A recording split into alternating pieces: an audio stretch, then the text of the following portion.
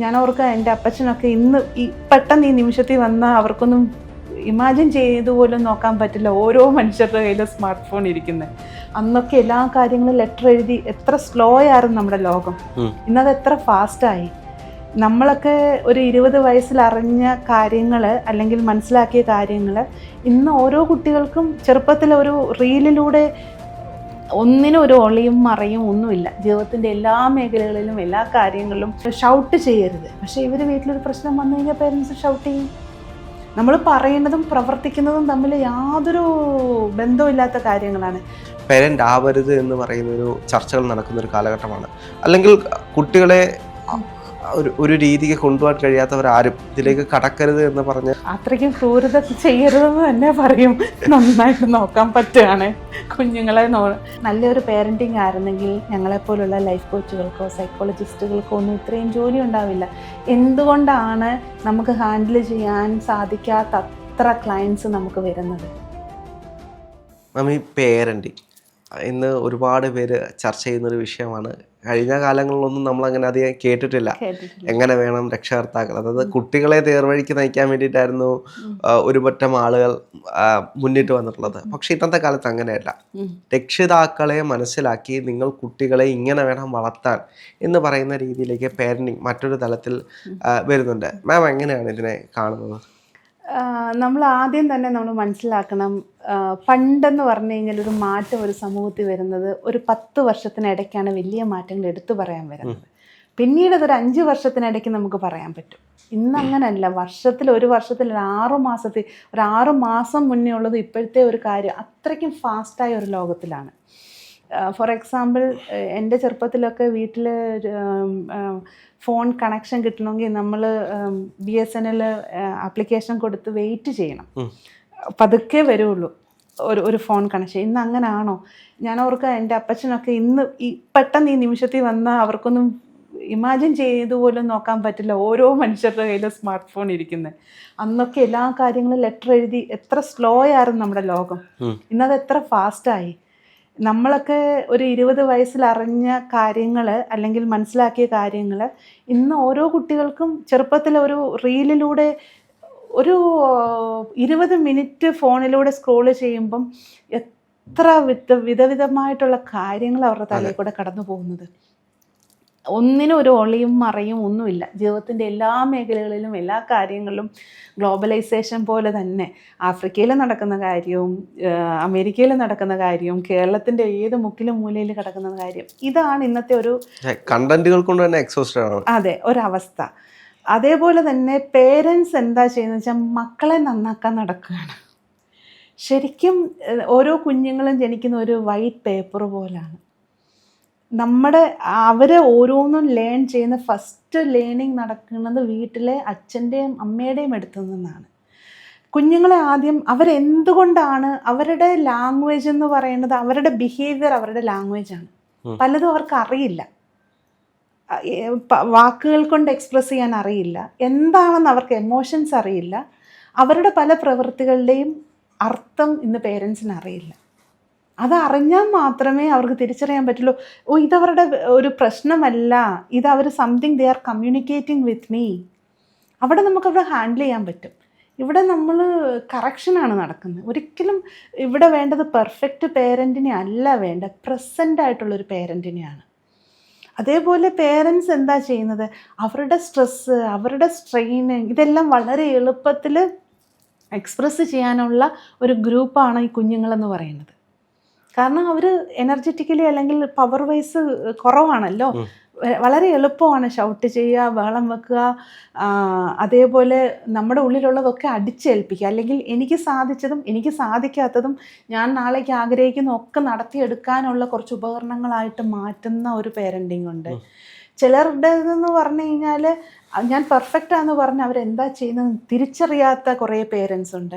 ഈ കുഞ്ഞുങ്ങളുടെ ബിഹേവിയർ അവരുടെ ലാംഗ്വേജ് ആണെന്നും ഇതിലൂടെ കാണിക്കുന്നത് അവരുടെ ആവശ്യം വേറെയാണെന്നും മനസ്സിലാകാതെ അവരെ ശിക്ഷിക്കുകയും അവരെ നന്നാക്കാൻ നടക്കുക. ശരിക്കും വേണ്ടത് കുഞ്ഞുങ്ങളെ അല്ല മാറ്റേണ്ടത്, ആദ്യം പേരൻസിനാണ് മാറേണ്ടത്. പേരൻസിന് അവയർനെസ് വരണം.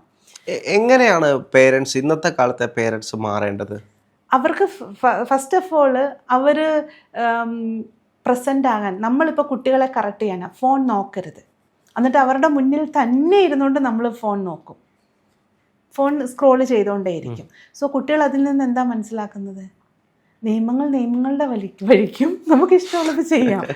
അതേപോലെ നിങ്ങൾ ഷൗട്ട് ചെയ്യരുത്, പക്ഷേ ഇവർ വീട്ടിലൊരു പ്രശ്നം വന്നു കഴിഞ്ഞാൽ പേരൻസ് ഷൗട്ട് ചെയ്യും. നമ്മൾ പറയുന്നതും പ്രവർത്തിക്കുന്നതും തമ്മിൽ യാതൊരു ബന്ധമില്ലാത്ത കാര്യങ്ങളാണ്.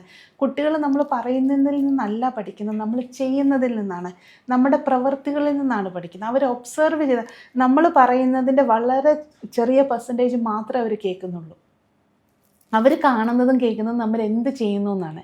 ഒരു റിലേറ്റീവ് വരുമ്പോൾ അല്ലെങ്കിൽ നെയ്ബർ വരുമ്പം നമ്മൾ അവരോട് എന്നാ പറയുന്നു, അവർ പോയി കഴിയുമ്പോൾ നമ്മൾ വീട്ടിൽ എന്നാ പറയുന്നു, ഇതവർ ഒബ്സർവ് ചെയ്യും. നമ്മൾ ഇവരോട് ചെയ്യണമെന്ന് പറയുന്നതും ചെയ്യേണ്ടെന്ന് പറയുന്നതും നമ്മുടെ പ്രവൃത്തിയും തമ്മിലുള്ളത്. ഒരു സാമ്പത്തിക പ്രശ്നം വരുമ്പം the way we are handling money, വീട്ടിലൊരു ഇഷ്യൂ നമ്മൾ എങ്ങനെയാണ് ഹാൻഡിൽ ചെയ്യുന്നത്, അച്ഛനും അമ്മയും പരസ്പരം കൊടുക്കുന്ന റെസ്പെക്റ്റ് എന്താണ്, എങ്ങനെയാണ് ഡിസിഷൻസ് എടുക്കുന്നത്, ഇതിൽ നിന്നൊക്കെയാണ് ഇവർ പഠിക്കുന്നത്. ഇത് മനസ്സിലാക്കാതെ നമ്മൾ കുറേ കറക്ഷൻസും റൂളും റെഗുലേഷൻസും ആയിക്കൊണ്ട് നടന്നു കഴിഞ്ഞാൽ അവിടെ പേരൻറ്റിങ് അല്ല നടക്കുന്നത്. എല്ലാവർക്കും പേരൻസ് ആവാൻ കഴിയും? തീർച്ചയായിട്ടും. ഇതിൻ്റെ ഒരു വിഷയം എന്ന് വെച്ച് കഴിഞ്ഞാൽ ഇന്നത്തെ കാലത്ത് ഏറ്റവും കൂടുതൽ ചർച്ച ചെയ്യുന്നൊരു വിഷയമാണ്. അപ്പോൾ പേരൻറ്റിങ്ങിൽ തന്നെ അത് ചില ആളുകൾക്ക് ഇത് കൊണ്ടുപോകാൻ വളരെ ബുദ്ധിമുട്ടായിരിക്കും. അതായത് ഫാമിലി, ഇപ്പോൾ കുട്ടികൾ, അപ്പോൾ കുട്ടികളെ വളർത്തുക, ഇതെല്ലാം കൊണ്ടുപോകാൻ വളരെ ബുദ്ധിമുട്ടായിരിക്കും. അപ്പോൾ അങ്ങനെയുള്ളവർ ആരും പേരൻ്റ് ആവരുത് എന്ന് പറയുന്നൊരു ചർച്ചകൾ നടക്കുന്നൊരു കാലഘട്ടമാണ്. അല്ലെങ്കിൽ കുട്ടികളെ ഒരു രീതിക്ക് കൊണ്ടുപോകാൻ കഴിയാത്തവരാരും ഇതിലേക്ക് കടക്കരുത് എന്ന് പറഞ്ഞ് ഇന്ന് പല ചർച്ചകളും നടക്കുന്നൊരു കാലഘട്ടമാണ്.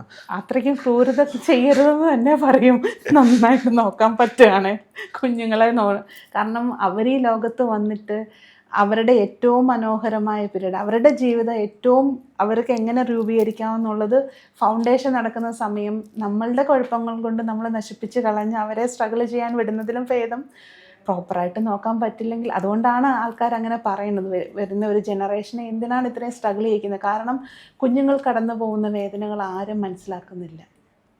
വളരെ നിഷ്കളങ്കമായ ഒന്നും അറിയാത്ത ഒരു പീരീഡ് ഓഫ് ടൈം പല കുടുംബങ്ങളിലും ഒരുപാട് ആഴത്തിലുള്ള വേദന അനുഭവിച്ച്, ഒറ്റപ്പെടൽ അനുഭവിച്ച്, ഇന്ന് ശരിക്കും ഞാൻ പറയും നല്ലൊരു പേരൻറ്റിങ് ആയിരുന്നെങ്കിൽ ഞങ്ങളെപ്പോലുള്ള ലൈഫ് കോച്ചുകൾക്കോ സൈക്കോളജിസ്റ്റുകൾക്കോ ഒന്നും ഇത്രയും ജോലി ഉണ്ടാവില്ല. എന്തുകൊണ്ടാണ് നമുക്ക് ഹാൻഡിൽ ചെയ്യാൻ സാധിക്കാത്ത അത്ര ക്ലയൻസ് നമുക്ക് വരുന്നത്? ഇതിൻ്റെ എല്ലാം അടിസ്ഥാന കാരണം നമ്മുടെ ചൈൽഡ്ഹുഡിൽ തന്നെയാണ്. അതുകൊണ്ടാണ് വരും തലമുറ ഇവരുടെ സൈക്കോളജിസ്റ്റിൻ്റെ ആവശ്യം. അങ്ങനെ നല്ലൊരു പേരൻറ്റിങ് കഴിഞ്ഞ് കഴിഞ്ഞാൽ ജീവിതം അടുത്ത ലെവലിലേക്ക് കൊണ്ടുപോകാൻ എങ്ങനെ നോക്കാമെന്ന്, പ്രശ്നം തീർക്കാൻ ആരും വന്നിരുന്ന് കരയേണ്ട കാര്യമില്ല. നമ്മുടെ ജീവിതം അടുത്ത ലെവലിലേക്ക് കൊണ്ടുപോകാനായിട്ട് ഇതുപോലുള്ള ആളുകളുടെ സഹായം അഭ്യർത്ഥിക്കും.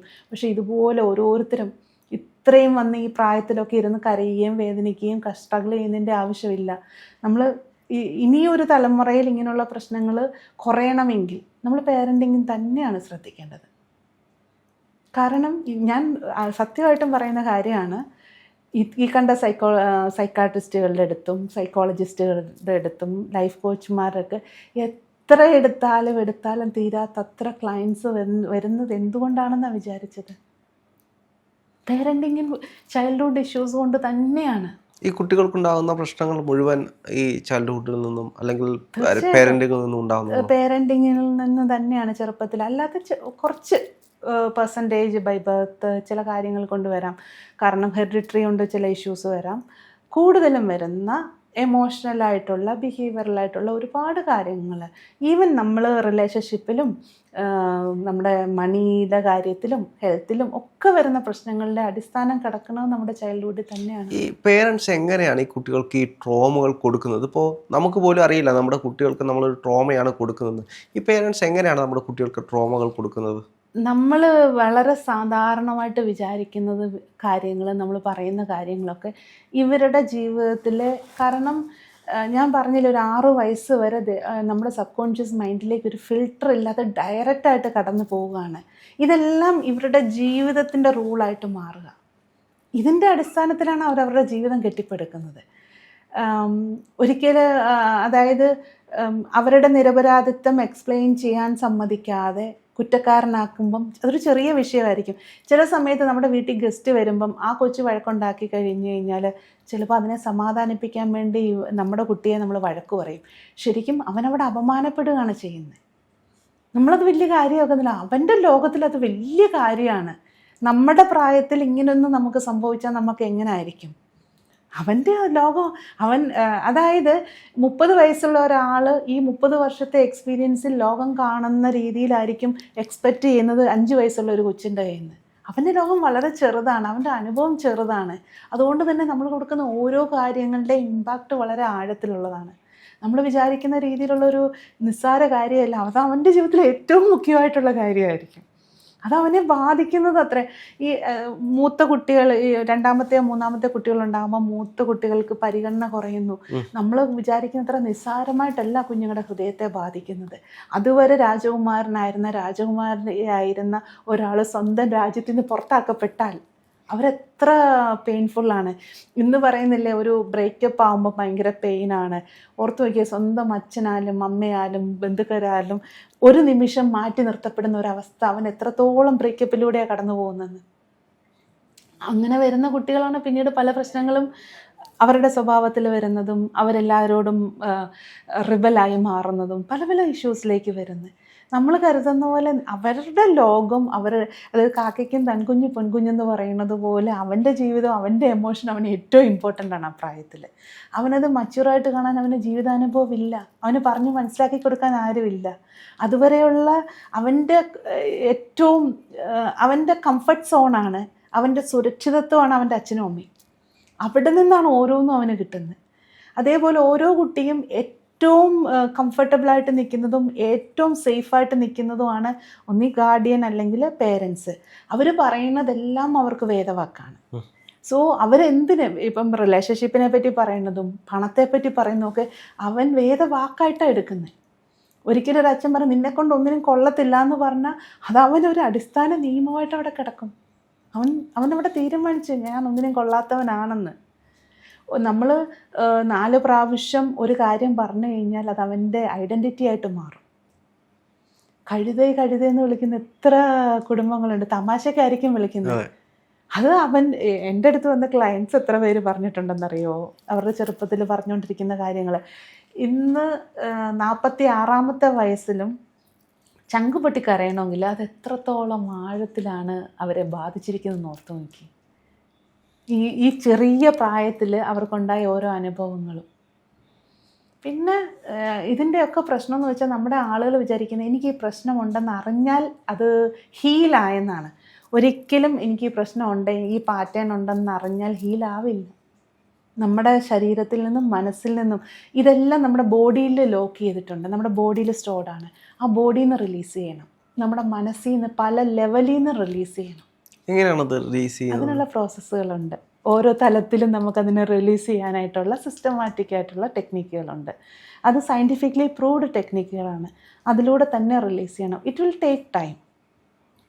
നമ്മളിങ്ങനെ റബ്ബർ ഷീറ്റ് അടുക്കി വെച്ചിരിക്കുന്നത് പോലെ ഒന്നിനു മേളിൽ ഒരുപാട് ലെയർ പെയിനുകളും ഇതൊക്കെ നമ്മുടെ ഉള്ളിൽ തന്നെയുണ്ട്. അതിനെ നമ്മൾ റിലീസ് ചെയ്യാനായിട്ടുള്ള സിസ്റ്റമാറ്റിക് ആയിട്ടുള്ള സയൻറ്റിഫിക് ആയിട്ടുള്ള ടെക്നിക്കുകളുണ്ട്. അതാണ് നമ്മൾ ഉപയോഗിക്കുന്നത്. അത് 1 to 1 നമ്മൾ എങ്ങനെയാണ് ചെയ്യുന്നത് വെച്ചാൽ കസ്റ്റമറൈസ് ചെയ്യും. ഓരോ വ്യക്തികളുടെയും പേഴ്സണൽ പ്രോബ്ലത്തിനനുസരിച്ചുള്ള കാര്യങ്ങൾ കൊടുക്കും. അവർക്ക് ഏതാണ് കൂടുതൽ ആപ്ലിക്കബിൾ ആവുന്നത്, കൂടുതൽ ആവശ്യമുള്ളതെന്നനുസരിച്ച്. ഗ്രൂപ്പിലാണെങ്കിൽ എല്ലാ പ്രോബ്ലങ്ങളും നമ്മൾ പറഞ്ഞു പോകും, പക്ഷെ പേഴ്സണലൈസ്ഡ് ആയിട്ടുള്ള കൺസൾട്ടേഷൻ കുറവായിരിക്കും. ഇതാണ് ചെയ്യുന്നത്. ഇതെല്ലാവരും നമുക്കത് ഉണ്ടെന്ന് അറിഞ്ഞതുകൊണ്ട് മാത്രം എന്താ ചെയ്യുന്നതെന്ന് വെച്ച് കഴിഞ്ഞാൽ, എൻ്റെ അടുത്തൊരു 3-4 പേര് വിളിച്ചിട്ട് പറഞ്ഞു 5 വർഷമായിട്ട് ഞാൻ ഒരുപാട് ക്ലാസ്സുകൾ അറ്റൻഡ് ചെയ്യുന്നു. ഞാൻ വെച്ചാൽ എന്ത് ക്ലാസ്സുകളാണ്, ഈ ഓറിയൻറ്റേഷൻ ക്ലാസ്സുകളുണ്ടല്ലോ, ഒരു 99, 190 ഒക്കെ കൊടുത്തിട്ട് അവിടെ വെച്ച് ആളുകൾ പറഞ്ഞു കൊടുക്കും ഇതൊക്കെയാണ് പ്രശ്നം, ഇതൊക്കെയാണ് പ്രോബ്ലം, ഇതൊക്കെയാണ് പാറ്റേൺ, ഇതൊക്കെയാണ്. പക്ഷെ അതിൽ നിന്ന് എങ്ങനെ പുറത്ത് വരണമെന്ന് നമുക്ക് അതിൽ നിന്ന് കിട്ടത്തില്ല. വർഷങ്ങളോളം നമ്മൾ മനസ്സിലാക്കിയിട്ട് ഒരു കാര്യവുമില്ല. എനിക്ക് പനിയുണ്ടെന്ന് ഞാൻ അറിഞ്ഞിട്ട് കാര്യമില്ല. എനിക്കുള്ള ഇൻഫെക്ഷൻ എന്താണെന്നറിഞ്ഞ് അതിനുള്ള ട്രീറ്റ്മെൻറ്റ് എടുത്താലല്ലേ അത് മാറുള്ളൂ. ഇത് എല്ലാം അറിയാം, പക്ഷെ ജീവിതം മാറുന്നില്ല, മാറാനുള്ള സ്റ്റെപ്പ് എടുക്കുന്നില്ല എല്ലാം. പിന്നെ നമ്മൾ ഈ സ്വീകരിക്കുന്നതിനൊക്കെ ഓരോ വർത്തുണ്ട്. എല്ലാത്തിനും നമ്മളത് അതിൻ്റെ വില അറിഞ്ഞത് സ്വീകരിക്കാൻ തയ്യാറാകണം. നമ്മൾ അമൃതും റോഡിൽ ചുമ്മാ കൊണ്ട് കൊടുത്തു കഴിഞ്ഞാൽ ഓർത്ത് നോക്കി അതെത്ര പേര് ഉപയോഗിക്കും? അതെ, അത് വെറുതെ കളയത്തല്ലേ ഉള്ളൂ. ഓരോ കാര്യങ്ങളും നമുക്ക് ഓരോന്നിനും ഓരോ വാല്യൂ ഉണ്ട്. അത് ആ വാല്യൂ അറിഞ്ഞ് നമ്മളതിനെ സ്വീകരിക്കുമ്പോൾ നമുക്കത് ഉപയോഗിക്കാൻ പറ്റുള്ളൂ. എന്തുകൊണ്ടാണ് ചില പ്രൊഡക്റ്റുകൾക്ക് നമ്മൾ ആപ്പിളിന് ഇത്രയും വില കൊടുക്കുന്നത്? എന്തുകൊണ്ടാണ്? അത് റോഡിൽ പോയാൽ കിട്ടത്തില്ല, കഷ്ടപ്പെട്ടാലേ കിട്ടുള്ളൂ. ഓരോ കാര്യത്തിനും നമ്മൾ ആ സ്വീകരിക്കുന്ന കാര്യത്തിൻ്റെ വില അറിഞ്ഞ് ഇതെനിക്ക് വേണം എന്ന് നമ്മൾ സ്വീകരിക്കുമ്പോൾ, ഇപ്പം ഞാൻ കുറേ നല്ല കാര്യം എനിക്കറിയാം, ഇതെൻ്റെ അനുഭവം തന്നെയാണ് കേട്ടോ. ഈ ഓരോന്ന് പഠിക്കുമ്പം നമുക്കുണ്ടല്ലോ എല്ലാവരെയും മാറ്റിക്കളയാം. എന്തെളുപ്പമാണ് ഇവരുടെ. പോയി പുറകേ നടക്കും. ആരും കേൾക്കത്ത പോലും ഇല്ല നമ്മൾ പറയുന്നത്. ശരിയാണ്. ഒരു വിലയും തരത്തില്ല. ഒരു സമയമാകുമ്പോൾ നമ്മൾ എന്നെ എടുക്കും, നമ്മളും പുറകോട്ട് പോകും. നടക്കുകയാണ് നമ്മളിങ്ങനെ. എല്ലാവരെയും ഒന്ന് ഭയങ്കര സന്തോഷമാണല്ലോ നമ്മൾ അറിയുന്ന കാര്യങ്ങൾ കൊടുത്തിട്ട് കിട്ടി. അതങ്ങ് കൊടുത്ത് കൊണ്ട് നടന്നു കഴിഞ്ഞാൽ പുറകെ നടന്ന് കെഞ്ചിയാൽ പോലും ആർക്കും വേണ്ട. നമ്മൾ അതൊക്കെ ചെയ്ത് കൊടുക്കാനും പറഞ്ഞു കൊടുക്കാനും ഞാൻ പറയുകയാണെങ്കിൽ രാവും പകലും ക്ലാസ് എടുത്തിട്ടുണ്ട്. എൻ്റെ ക്ലാസ് അല്ലാതെ കഴിയുമ്പം നമുക്കറിയാവുന്ന വേണ്ടപ്പെട്ടവർക്ക് പറഞ്ഞു എല്ലാം കേൾക്കുമെന്നല്ലാതെ ആരും ഒന്നും ഉപയോഗിക്കില്ല. കേൾക്കാൻ നല്ല കാര്യങ്ങളല്ലേ, എല്ലാവരും കേൾക്കും, ആരും എതിർത്തൊന്നും പറയില്ല. പക്ഷെ ജീവിതത്തിൽ ഉപയോഗിക്കില്ല.